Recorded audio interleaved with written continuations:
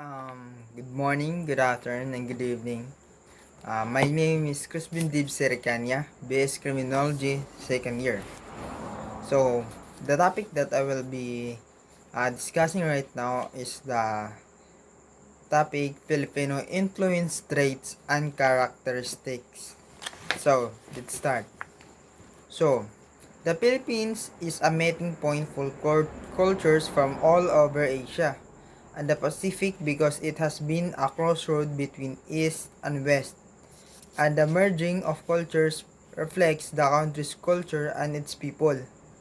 It comes from various ethno-linguistic groups that are native to the island or migrants from various Asia-Pacific regions. Filipinos are the people who are naturally born to or recognized with the Philippine country. China, the United States, and Spain mainly influenced the modern Filipino identity. True Filipinos are racially similar to Malays, but in terms of culture, they are more like Spaniards. Thus, it could be claimed that Filipinos are the most hot-blooded and brave citizens in the tropical Asian culture. Like other countries, the Philippines has its opposing values and labels. It is believed by the Filipinos that the country have the best values in the world. To, True, it has experienced colonization by several countries, but the core values it has gained from the Filipino ancestor remained intact and are still honored today, like the bayanihan or spirit of kinship and camaraderie implanted by Malay ancestors and close family ties inherited by the Chinese ascendants. So, uh, there are okay. There are six most well-known traits and attitudes of the Filipino. The first, these are positive traits. So, the first one is hospitality. So, hospitality is a trait displayed by every Filipino, characterized by heartwarming generosity and friendliness exhibited to foreigners and local alike.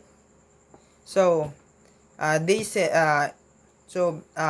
one of the positive trait of Filipinos is hospitality, um where most Filipinos show kindness towards foreigner people.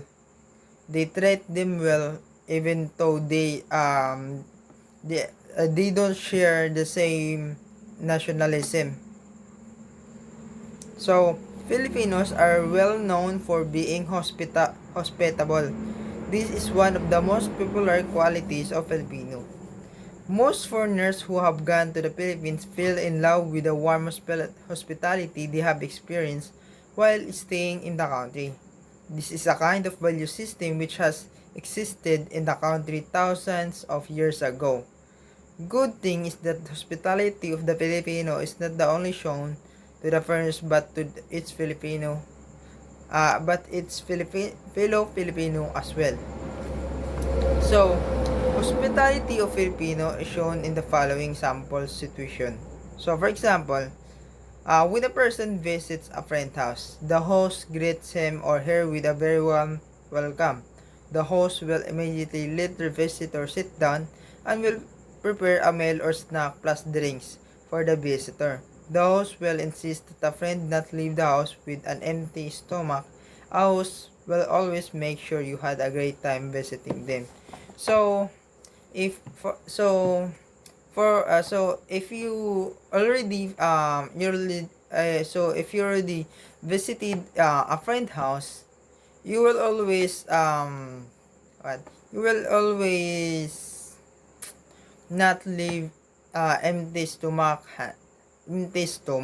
because mostly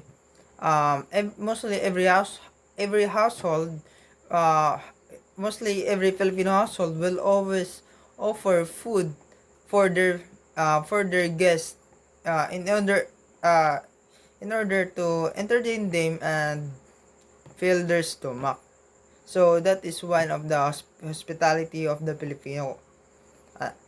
So, for example, also another example, people offer their guest room to visitors if they're going to spend the night.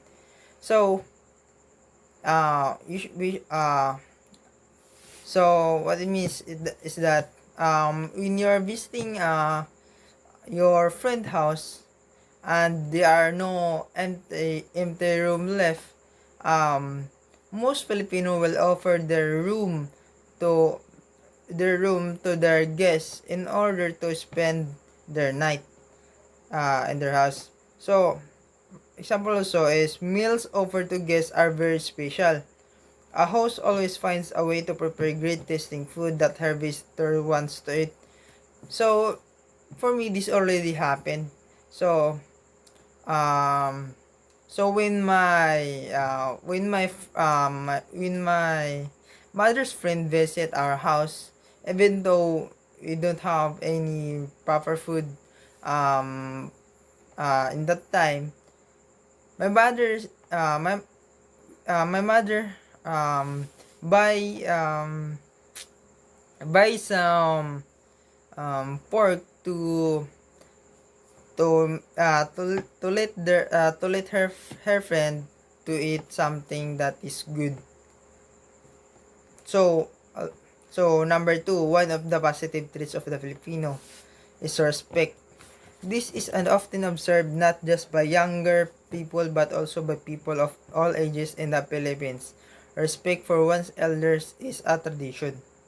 So, po and opo, these words are spoken by the Filipinos when talking to elders or in order to show respect to persons in authority. These Filipinos words means yes with answering or talking to the elders. So we should already know what is po and opo because in our younger days or younger school years, we always thought about it that we should always use po and opo if we are answering question. So, pagmamano. So, another way of showing respect to the elders when greeting them. This is done by putting their elders' hand on their foreheads. So, So almost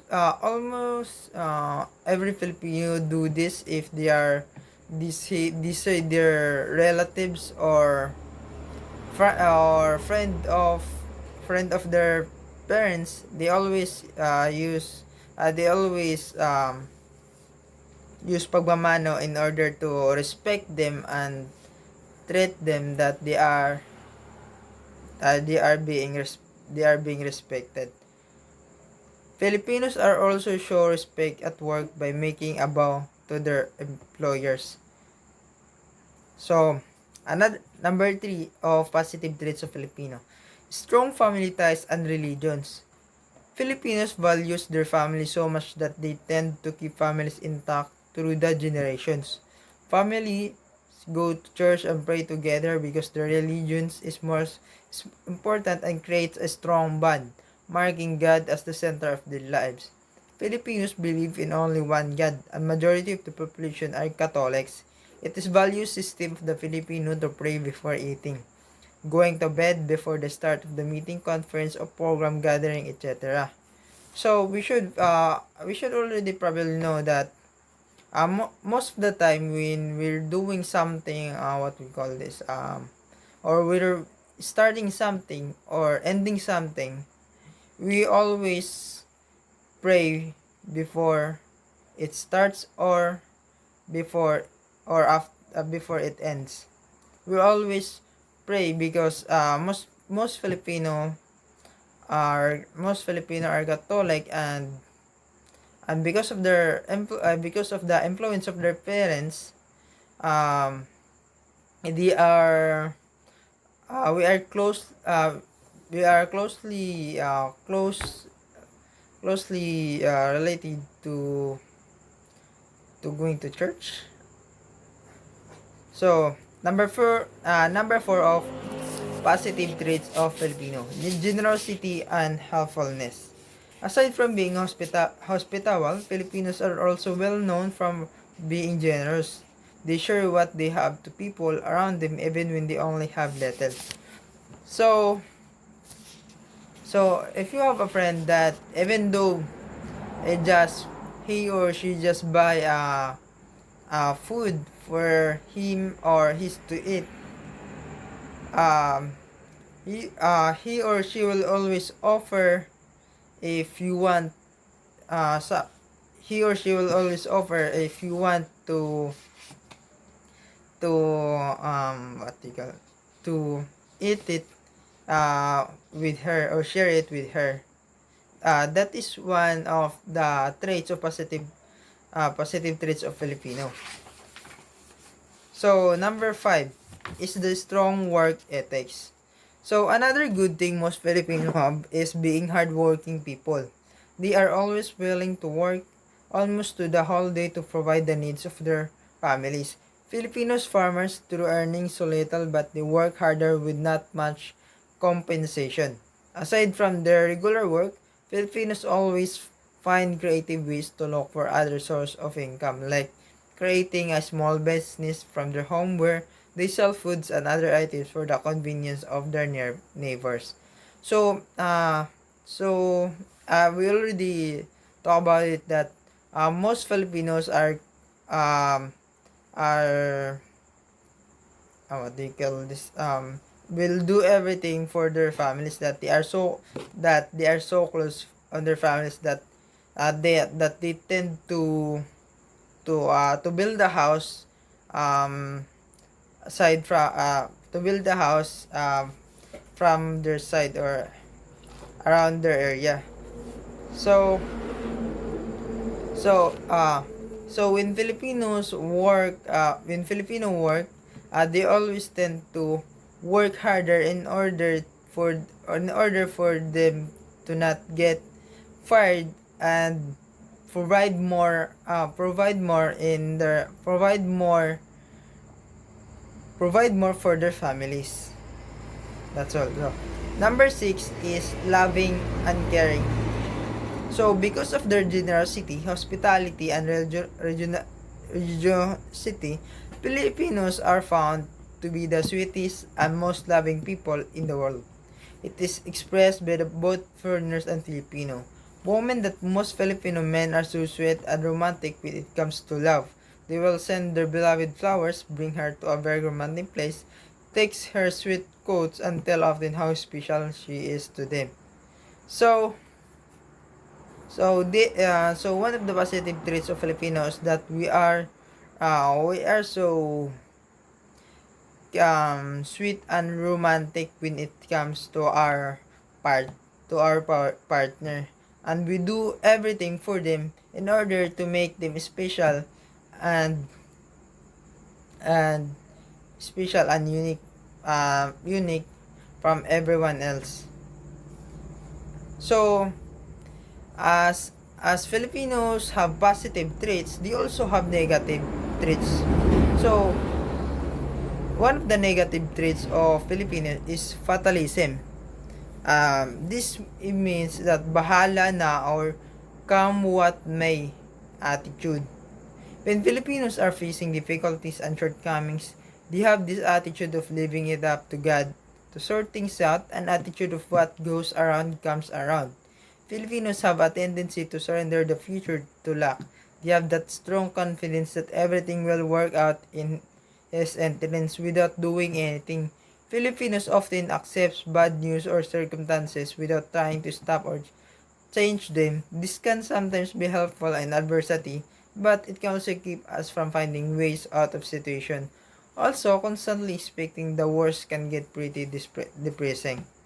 So, this is mostly used if you are fatalism is mostly used if you are really in bad situation that you think that you can't do anything about it, you can't do anything to change change the situation, so you just leave it to God for him to help you to solve the situation or to solve your problem. That's why one of the negative traits of Filipino is that we always rely on God to do the things that we are to do the things that we need to do. So number two is mania habit or procrastination. True-blooded Filipinos have the attitude of causing delays in accomplishing things or making transaction when not interested or not in the mood. They wait or reserve until tomorrow or the next day to finish what they are doing or making their transaction. However, there are some Filipinos nowadays who take their time in doing things or in making decisions promptly. There are some who are habitually late or not showing up at all. There are few Filipinos who are punctual for social meetings. In fact, it is not expected of them to arrive exactly on time, especially at a party. The bahala na attitude is the outcome of the manyani habit when the tasks are left undone. This is usually shown and even expressed by people who do not care much of what lies ahead and just leave everything in fate. So this where it comes where the Filipino time or what they call the Filipino time where if you have if you have a meeting, you will be meeting your friend like at 9 a.m. Then you will arrive your meeting place like 10 a.m. Because that's what it means in Filipino time. Filipino um always late in doing things that they are not interested in. So what also the negative trait of Filipinos crab mentality. This is an attitude of some Filipinos where they tend to push each other down to clear the way for their own gain. Filipinos people with this kind of mentality or attitude try their best to ruin each other either by making issues against the other for him to turn out to add to the public or to the company or organization so that people will gradually put these stats as lose their confidence and trust that eventually result their replacement.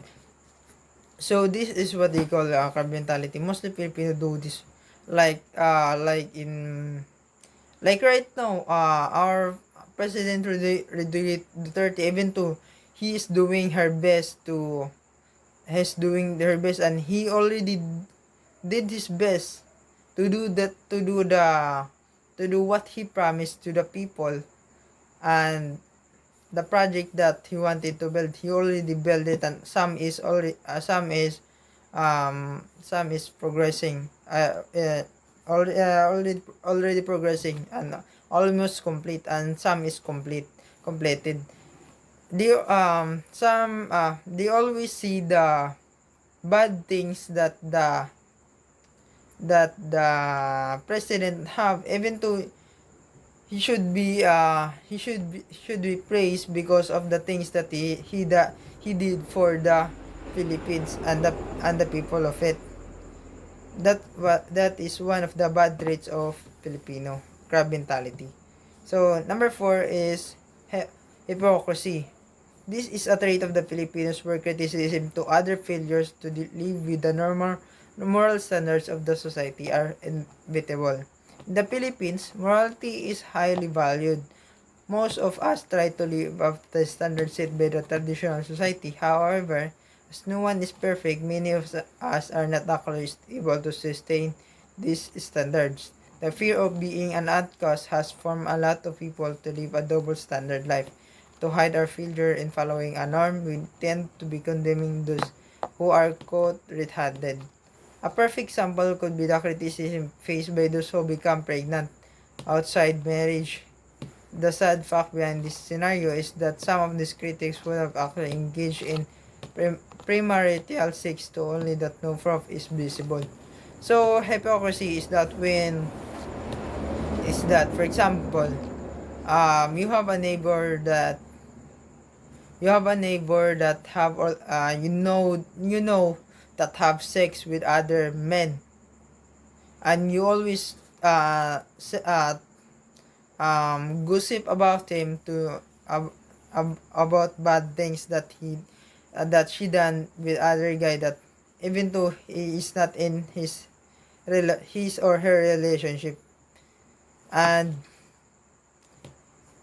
and even though you also you have even though you also have sex and other people, but they don't know that you have sex on other people. So that's what is called hypocrisy. Number 5 is ningaskugon. Most Filipinos are very good at the start when doing something. Nevertheless, after a few hours or days, the excitement to do or accomplish something is lost, and we become too lazy to finish what we have started. So ningaskugon is where a person start doing something doing something, and they are look excited, and they are hard work doing hard work to do it.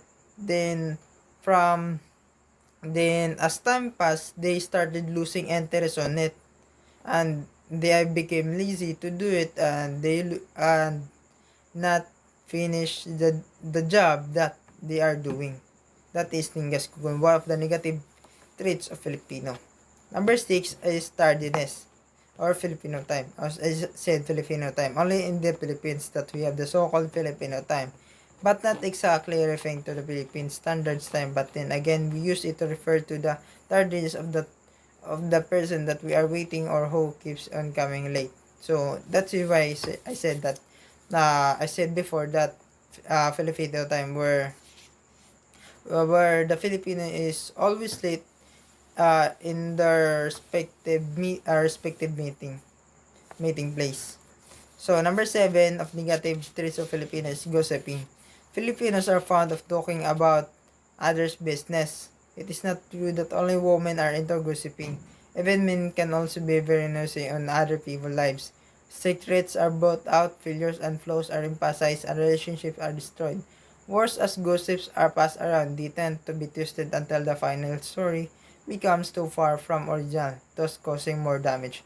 So we already know that we have also said that chismis in our neighbor. We also always have chismis. That is one of the bad traits of the Filipino, because most household wife in the Philippines are always gossiping to other people, even though they don't know the things that the person go through, the, and they look it bad to other people by gossiping.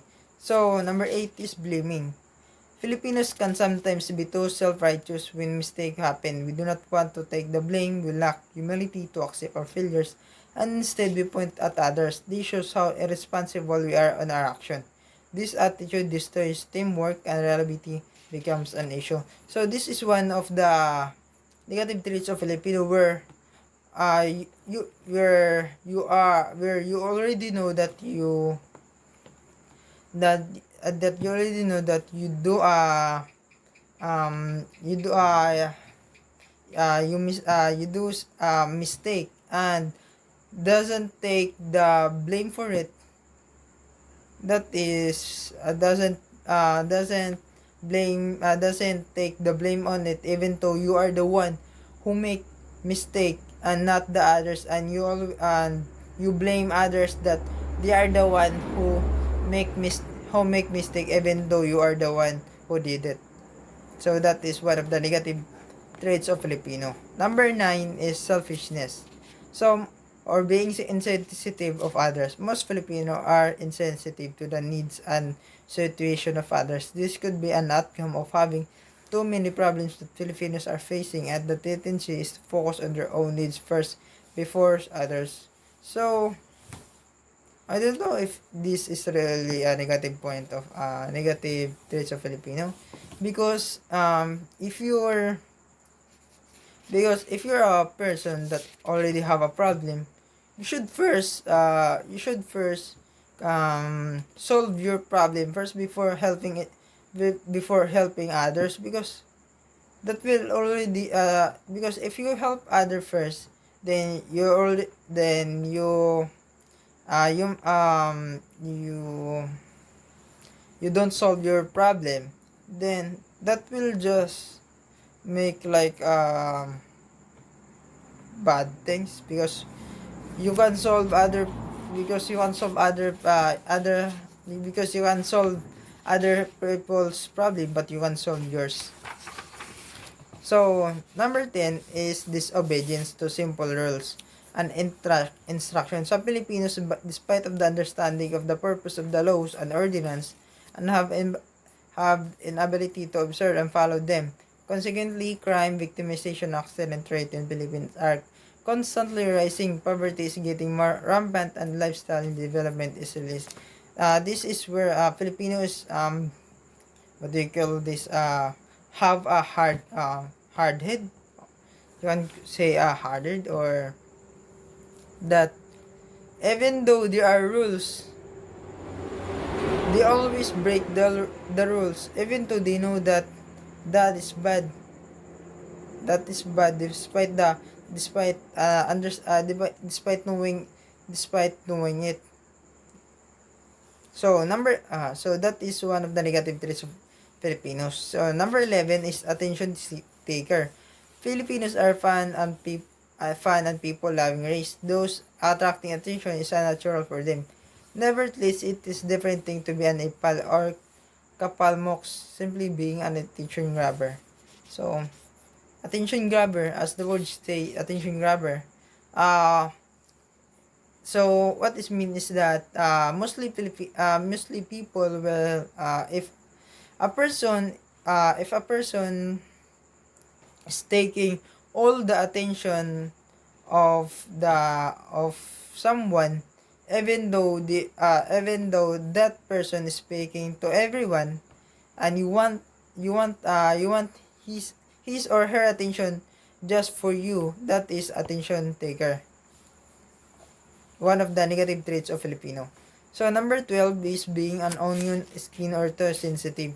Another habit or attitude what we need to change is our being too proud, which usually results in being oversensitive. So one of the bad traits of Filipino is being over proud, too proud, even though we already even though that is just a small thing and not something that need to be proud of, and Filipinos just make it bigger and over proud of it, even though it is just a small thing that happened.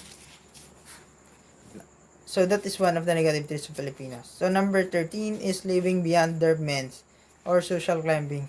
One of the reasons why a lot of Filipinos live in poverty is because overspending. So the reason why most Filipinos are in poverty right now is that they don't know how to manage their financial or their money because of their overspending.